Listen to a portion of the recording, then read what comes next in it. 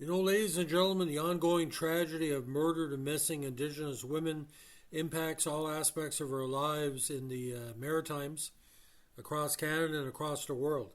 This podcast is dedicated to my late cousin Kyle Lapointe, who was murdered in a bad dope deal in the Moncton region about 3 years ago. She was of Mi'kmaq descent, and her life on this earth was shattered by heavy tragedy. Now, the movie Wind River talks about that category in a very dramatic way. It is one of the last movies under the Weinsteins, a very important cast, including Jeremy Renner as the kind of the sage of the movie. Now, the basic plot is that it's a neo-western crime film directed by Taylor Sheridan. The film starred Jeremy Renner and Elizabeth Olsen as a U.S. Fish and Wildlife Service tracker and FBI agent, respectively, who try to solve a murder on the Wind River Indian Reservation in Wyoming. Now, it starts off, there's an 18-year-old girl who's running in the snow with no shoes on, and she eventually dies of her internal injuries. Now, Agent Corey Lambert discovers the frozen body of an 8-year-old Natalie Hansen of the Northern Arapaho tribe. FBI agent Special Agent Jane Banner arrives to investigate the possible homicide. Banner learns from Natalie's father Martin that his daughter was dating a new boyfriend whose name he does not know.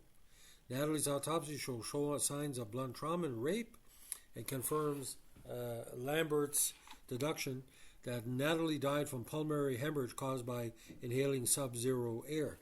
It happens when people are in devastating situations or taking too much cool air, and literally the wash out from the inside. The medical examiner refuses to classify the death as a homicide, so Banner cannot get additional help from her supervisors. Lambert is later informed by Natalie's brother Chip that Natalie's boyfriend is Matt Rayburn, a security guard at a nearby oil drilling site. Lambert and Banner soon find Matt's naked and mutilated body in the snow. Lambert reveals to Banner that a 6-year-old daughter, Emily, died in a similar manner to Natalie 3 years earlier, and the case remains unsolved. Banner, Tribal Police Chief Ben Shoiho, and other law enforcement officers visit the drilling site, where Curtis, the security supervisor, and several security guards meet him. They claim Matt left a few days prior following an argument with Natalie. One guard mentions they heard about Natalie's body being found, and Banner states that Natalie's name has not been released to the public. So, as a film noir, this is where the tension goes from 0 to 100. You know something is not right, you know somebody's not telling the truth. The guards then claim they learned it by monitoring a police scanner. One of Banner's team notices the guards slowly surrounding them and draws his weapons. The confrontation quickly escalates in an armed standoff, which Banner defuses. But in the flashback, Matt's drunken colleagues barge in the trailer while he's in bed with Natalie. Matt is provoked to violence, and the other guards continue to attack, while one guard, Pete, rapes Natalie. Matt is beaten to death, but his attempt to fight back allows Natalie to try to escape by running cross-country to the mobile home where her brother lives. So, ladies and gentlemen, as the denouement occurs, it is almost like an unforeseen tragedy that's going on. We really know something is not perfect. We really know something is not what it seems to be. Now, the idea why Wind River as a movie was quite strong is because the information that is provided in the film kind of mimics a lot of the murdered or missing Indigenous women cases that have been, where it's basically someone doesn't like Indians, someone doesn't like a white person dating an Indian, you have anger towards them.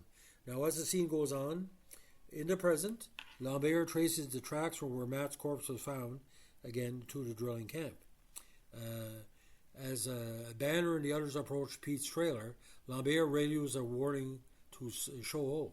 Pete responds to a veiled warning from Curtis by firing a shotgun through the door, wounding Banner.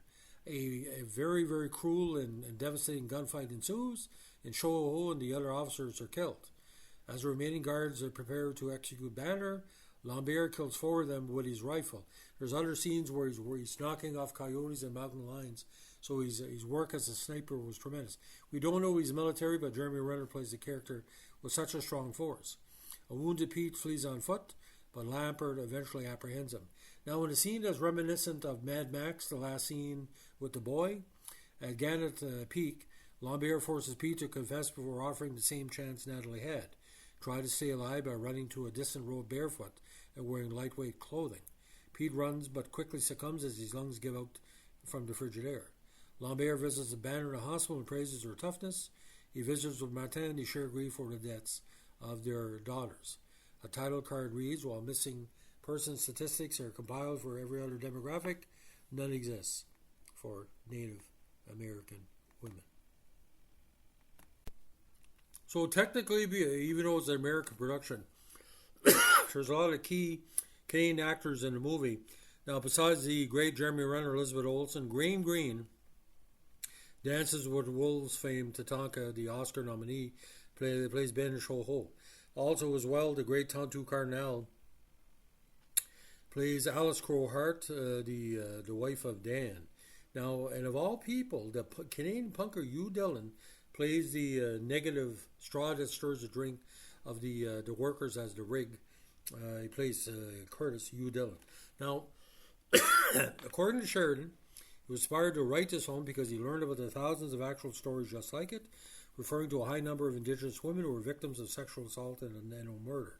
He wrote and directed a movie to make more people aware of this problem. The film is the third installment of Taylor Sheridan's trilogy of the modern-day American frontier, with Sicario in 2015 and Hell or High Water next year. Principal photography on the film began in March in Utah and lasted until April 25, 2016. So a very, very big disclaimer here. This movie can only be understood by people who have been through it. The idea of I give an example. When my cousin Kyla was murdered, Aboriginal women in this province of New Brunswick are disrespected to such an extent that we still really don't know exactly how we're going to stop this.